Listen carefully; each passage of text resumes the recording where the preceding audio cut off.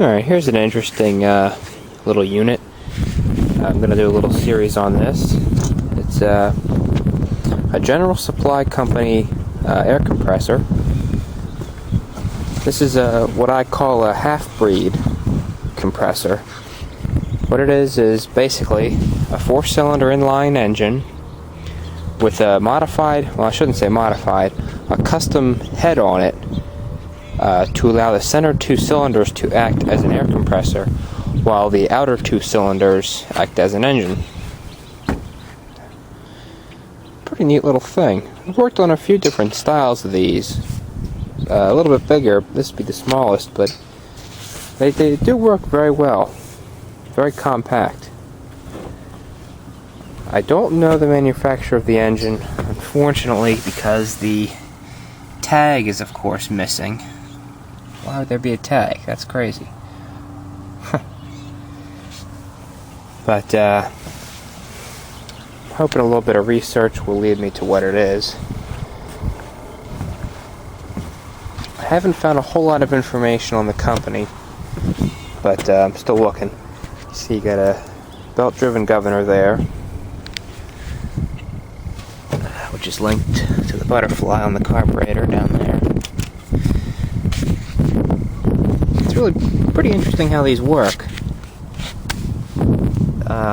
Let's see.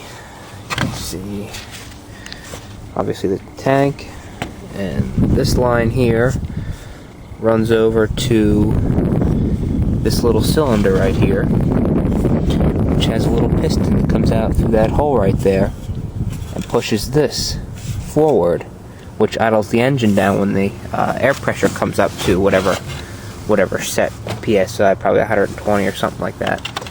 It idles the engine down, and what it also does is sends air, 120 PSI, whatever's in the tank, sends it up through this hose up here to the valve body.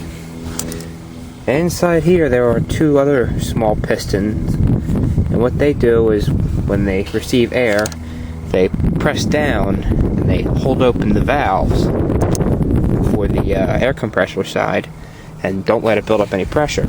So the engine idles with no load, so it can idle nice and slow. Don't have to worry about stalling.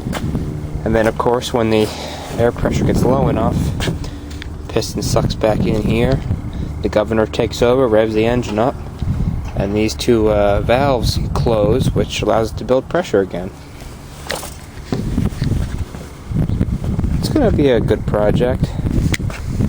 I thought it was a bit smaller in the pictures before I went to go pick it up, but nice little thing.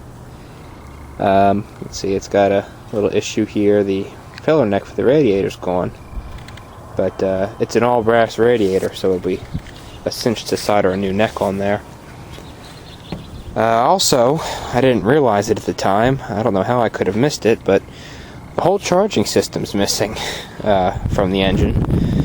Let's see, there's a second V-belt groove right there on the pulley. 2 mounting holes here.